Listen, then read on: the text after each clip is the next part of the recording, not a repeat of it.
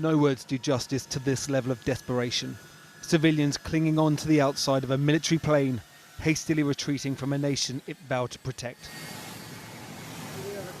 Afghanistan, August this year. And as the nation falls to the Taliban, the chaos that played out on TV screens around the world was matched, according to a whistleblower, by a bureaucratic shambles behind the scenes. Order. Welcome to this afternoon's session of the Foreign Affairs Committee. Today, the three most senior civil servants involved appeared in Commons to answer questions on what the whistleblower wrote.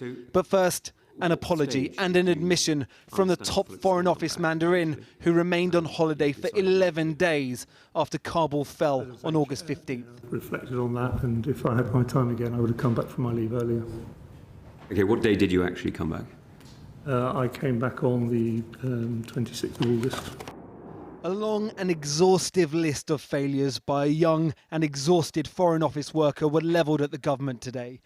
Raphael Marshall, 25, with just 3 years' experience, worked on the team evacuating eligible Afghans to the UK.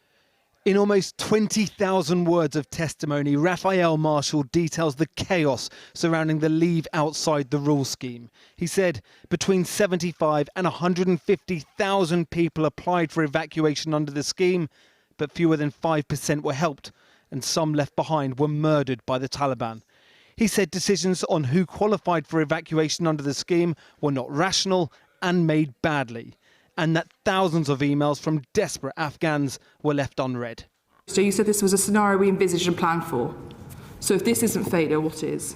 So we declared a crisis. Mr. Marshall also turned his fire on the Foreign Office during those fevered days, saying few staff volunteered to work nights, with often no night shifts or only extremely token night shifts in place.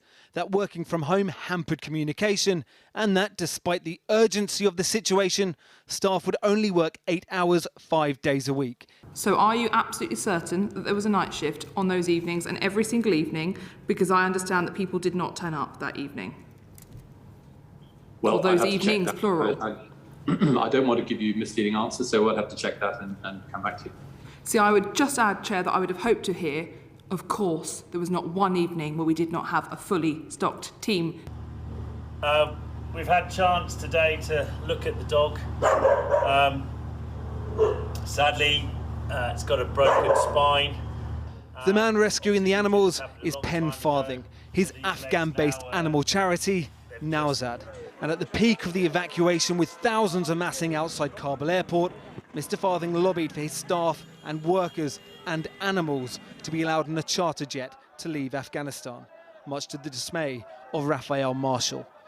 We received an instruction from the Prime Minister to use considerable capacity to transport Nowzad's animals. It was Mr. Marshall's belief there was a direct trade-off between transporting Nowzad's animals and evacuees, adding, "I believe that British soldiers were put at risk in order to bring Nowzad's animals into the airport." No, that's complete nonsense, but what I can tell you is that I think that the operation of pitting to airlift 15,000 people out of Kabul in the way that we did over the summer was one of the outstanding military achievements of the last 50 years or more. As this was first unfolding, the then Foreign Secretary also initially remained on holiday. The whistleblower said Dominic Raab was slow to make some decisions, which suggested he didn't understand the desperate situation at Kabul airport. I don't accept that. We secured the evacuation of 15,000 people in just 2 weeks, the biggest operation in living memory. But the questions remain. How many more could have been evacuated in those 2 weeks with better planning? How many souls since have been lost? Souls to which the UK had a moral obligation. Well, earlier I spoke to the Shadow Foreign Secretary, David Lammy, and I started by asking him what he'd thought when he first saw the whistleblower's evidence. It was alarming, shocking and deeply disturbing. Disturbing because, in the end, Dominic Raab and our Foreign Office had 18 months to prepare for this withdrawal. And the scene that's been set is one of chaos, disorder, confusion, emails, heartrending emails from people in country desperate to get out that weren't replied to, and a machine that left people behind. This is not a moment to be political. In the end, people have lost their lives in Afghanistan, and our country, a country that assisted in Kosovo, assisted in Sierra Leone, peacekeeping forces all over the world, and our troops who did a fantastic job in Afghanistan over many, many years, we've been let down very, very badly indeed. Well, I mean, you say let down very badly. The government and senior Foreign Office officials who've been giving evidence today do not regard it as that. They regard this as an extraordinary achievement to have got 15,000 people out in a very short period of time. Do you accept that that was an achievement? You know, on the evidence that I've just seen, we have left judges behind who supported the rebuilding of Afghanistan and have worked in treacherous circumstances. The country is going bankrupt. It's facing a desperate winter. I'm sorry. On any analysis, this cannot be regarded as a great achievement. We got out 5% of those who applied to get out the country. I mean, you know how the Foreign Office works. It's a combination of intelligence and analysis and policy. So do you see this as an intelligence failure as well as a failure of policy and politics? Well, at the moment, it seems to be a systems failure because it was a chaotic picture that is being set and because people were basically on break, on holiday at this crucial time, and a planning failure. It's hard for me to speak about what intelligence was known, but I think most commentators were suggesting that this would not be a straightforward withdrawal. You mentioned the holiday of Dominic Raab. What about the holidays of senior civil servants, like Philip Barton? I think it was interesting to see senior civil servants express regret at taking holiday, and looking back, they would not have done it. But look, it is extraordinary, given our commitment, troops that lost their lives, all that was given to this country, that so many people have been left wanting in leadership positions. And what should happen to help those people who are now stranded, either in Pakistan or still in Afghanistan? Well, 4 months later, we have no resettlement scheme.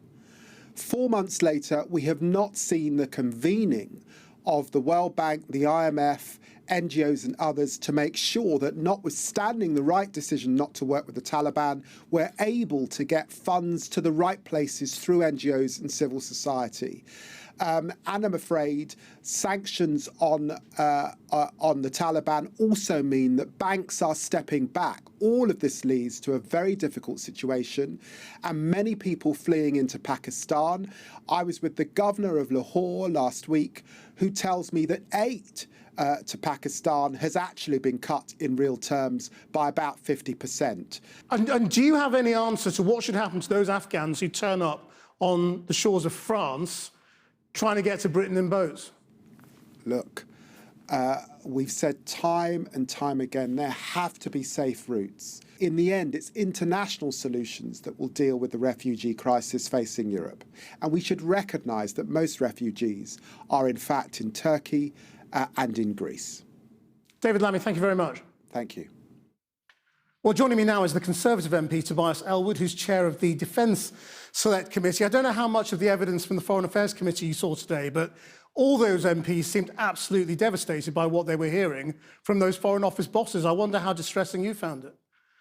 Yeah, I mean, this has been quite incredible. Firstly, the testimony from a 25-year-old junior civil servant who's been left alone to make life or death decisions, and then to hear that so many key stakeholders were on leave. They would have all been privileged to see the intelligence reports coming through. I'm astonished that leave wasn't cancelled completely, given what was actually coming over the horizon.